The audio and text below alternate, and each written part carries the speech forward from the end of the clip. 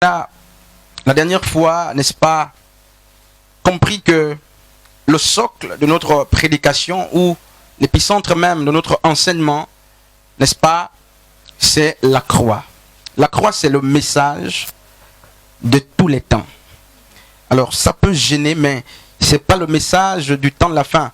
C'est un message qui a déjà été prêché depuis le commencement, n'est-ce pas?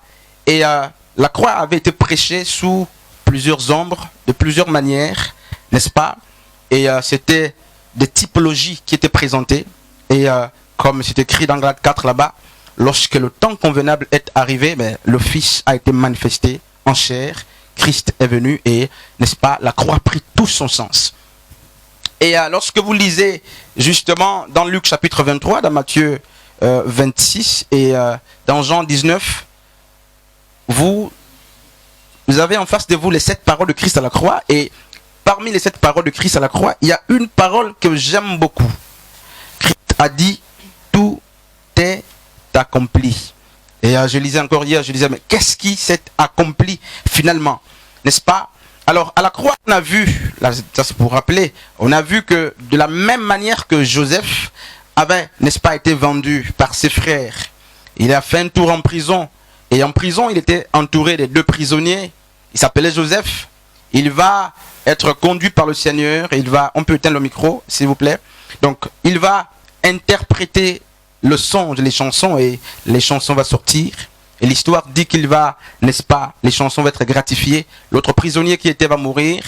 Et pour avoir eu un bon témoignage depuis la prison auprès de les chansons, lorsque les chansons étaient à côté de Pharaon, Pharaon va avoir besoin, nous sommes dans Genèse 40-41 là-bas, lorsque Pharaon va tomber dans la même situation qui consistait dans l'interprétation du songe, les chansons va, n'est-ce pas, mes amis, faire appel à qui? Au même Joseph.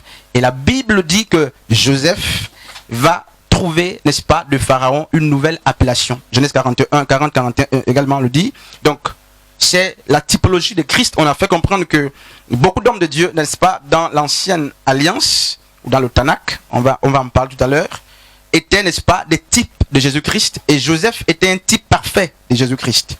Et on a compris également que Jésus, comme Joseph, était entouré de 2 prisonniers. Un à droite, l'autre à gauche. Un fut gratifié et l'autre, n'est-ce pas, va périr. Et Jésus avait, d'après Hébreux chapitre 1er, à partir du verset 4, la Bible dit que Jésus, donc Yeshua, avait reçu de Dieu, n'est-ce pas, la promesse de recevoir un nom nouveau. N'est-ce pas? Et beaucoup de chrétiens ont dit non, mais ce nom nouveau, ils l'ont lu dans Apocalypse chapitre 3, à partir du verset 12, où il est écrit que à celui qui vaincra, je créerai mon nom nouveau sur son visage, sur son front. Et beaucoup de chrétiens n'ont pas compris que Jésus a déjà, après sa résurrection, Jésus a porté le nom nouveau qui lui avait été promis. Et beaucoup nous disent non, mais c'est Jésus-Christ, quel est ce nouveau nom? Mais non, Jésus a porté le nouveau nom que le Père lui avait promis.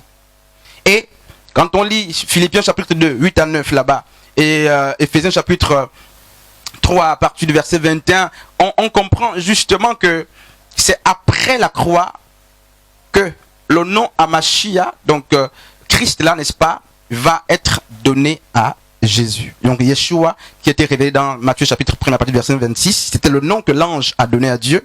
Mais de tout le vivant de Jésus, on s'est rendu compte que personne ne l'avait appelé Yehoshua ou Yeshua Mashiach. Personne d'autre. Personne. Même les apôtres ne connaissaient pas.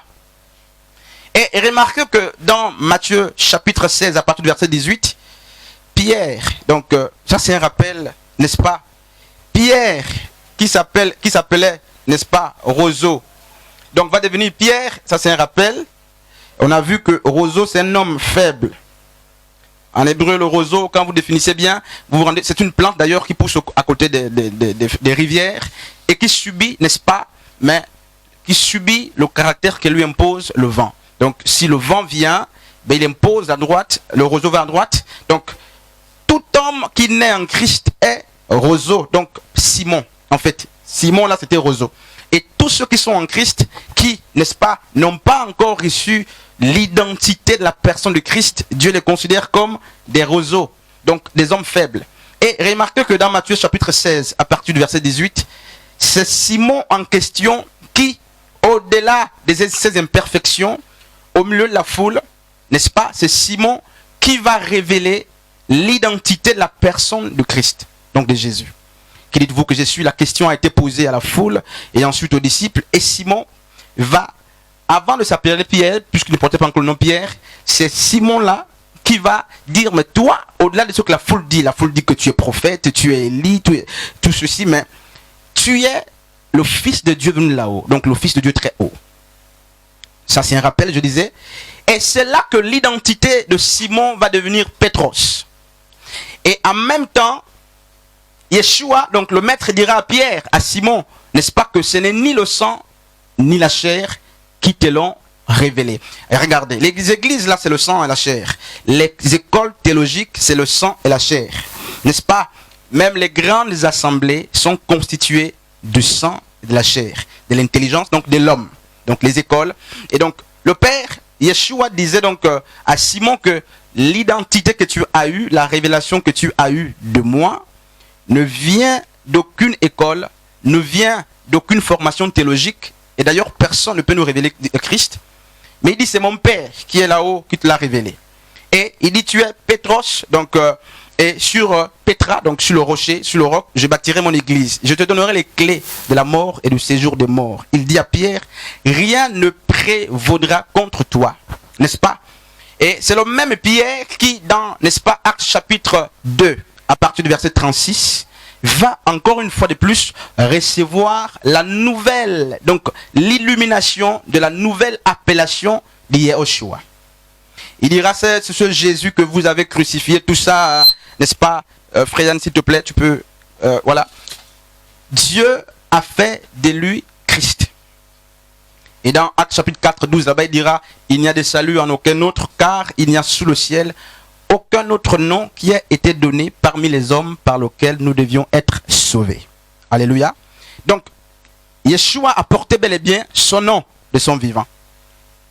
Alors, on a compris que si nous aussi nous sommes chrétiens, naturellement, si on a bénéficié de l'œuvre de la croix, il faut qu'il y ait changement d'identité. Et on a pris Ecclésiaste chapitre 10 à partir du verset 7, où on a compris que, et Salomon, Ecclésiaste dit justement que il a vu des princes à terre et, n'est-ce pas, des esclaves sur des chevaux. Et qu'est-ce qui se passe? On a compris ensemble que c'était le problème, n'est-ce pas, de l'ignorance. C'est l'ignorance en Christ qui fait qu'on soit toujours captif. C'est l'ignorance en Christ qui peut, toi, t'amener à partir, donner ton argent chez un prophète parce que tu cherches une prière ou parce que tu cherches une prophétie. Ça, c'est l'ignorance. Et de tels chrétiens sont des esclaves. C'est pourquoi ils sont à la merci de tout le monde. Et qu'est-ce qui se passe? Galates 4:1 dit que aussi longtemps que l'héritier demeure enfant, il n'est en rien différent d'un esclave. On l'a dit. Donc, en Christ, mes frères et sœurs, il faut qu'on ait, n'est-ce pas, compris notre identité. Je dis à quelqu'un que la foi ne crée pas des choses. Et ça c'est vraiment, on est en train de résumer ce qu'on a vu la dernière fois avant de continuer. Je dis à quelqu'un en plein enseignement que la foi ne peut pas créer. Et même notre foi ne crée pas. Et les gens m'avaient pris ce jour-là, Hébreux 11, premier, la foi est une ferme assurance des choses qu'on espère et une démonstration. Même ils ont dit ça comme ça, des choses qu'on ne voit pas. Et je les ai ramenés dans Genèse pour les faire comprendre que le 6e jour, Yeshua, donc Christ a fini de tout créer. N'est-ce pas? Il a fini de tout créer. Tant sur le plan spirituel que sur le plan physique. Et les gens m'ont dit, mais comment c'est possible? Comment Dieu a tout créé? Comment tout a été créé? Et alors qu'il y a des choses qu'on voit, des nouvelles choses, des innovations, tout ça? Bien sûr. Je leur avais dit ce jour-là que nous sommes, même en tant que chrétiens, dans une phase de découverte. Donc, de plus en plus, n'est-ce pas, vous servez le Seigneur, de mieux en mieux, vous découvrez, non pas des choses que Dieu crée parce que vous avez beaucoup gêné, prié, tout ça, mais des choses que Dieu a prévues d'avance, créées depuis longtemps, qu'à cause de notre immaturité, notre mauvaise position en Christ, on n'a pas pu voir, on n'a pas pu posséder. Et ça fait que lorsque, en Christ, quelqu'un est guéri, il y a des agitations. Il y a des gens qui filment les miracles, qui veulent impressionner. Et j'ai compris très loin que c'est un signe d'immaturité. Parce que les miracles, dit, n'est-ce pas, Marc 16, sont nos compagnons d'œuvre. Voici les miracles qui accompagneront ceux qui ont cru. N'est-ce pas? Donc si une église commence à filmer les miracles, commence à faire le bruit parce que quelqu'un qui avait mal au ventre, tout ça, ça passe, c'est un signe d'une maturité. C'est que les miracles sont étrangers à ces personnes-là. Et pour nous qui sommes en Christ, qui connaissons notre identité, qui connaissons les promesses que Christ nous a faites, lorsque ces choses arrivent, mais on bénit Dieu, on avance. Ça ne nous étonne pas. Alors, à part le fait que la mort de Christ, n'est-ce pas, est venue repositionner, il y a un autre point très important. Je disais qu'il y a beaucoup d'éléments, n'est-ce pas? Il y a beaucoup de points qu'il faut voir dans l'œuvre de la croix. Mais aujourd'hui, on va voir, n'est-ce pas, que l'œuvre de la croix était aussi importante. Pourquoi? Parce qu'il fallait, n'est-ce pas, que la loi de Moïse cesse. Et là, je vous donne la parole parce que je sais qu'on va discuter sur ça. Il fallait justement que la loi de Moïse soit déclarée impuissante, n'est-ce pas? Il fallait, n'est-ce pas, que le Christ vienne libérer de la loi. Galates 4, elle nous dit justement, le maître est né sous la loi pour nous libérer de la loi. Et beaucoup pensent que Christ est mort juste pour qu'on soit sauvé, pour qu'on soit élu.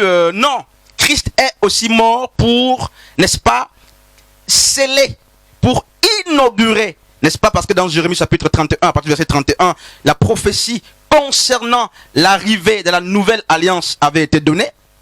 Et cette prophétie de la nouvelle alliance va s'accomplir avec la mort et la crucifixion de Jésus. Mais pas seulement la mort. Et même là, la mort de Christ était inutile si Christ n'était pas revenu à la vie. Donc, notre prédication d'après 1 Corinthiens 15, là-bas 14, dit quoi? Si Christ n'est pas ressuscité, on ne dit pas si Christ est mort. On dit si Christ n'est pas ressuscité, notre prédication est vaine.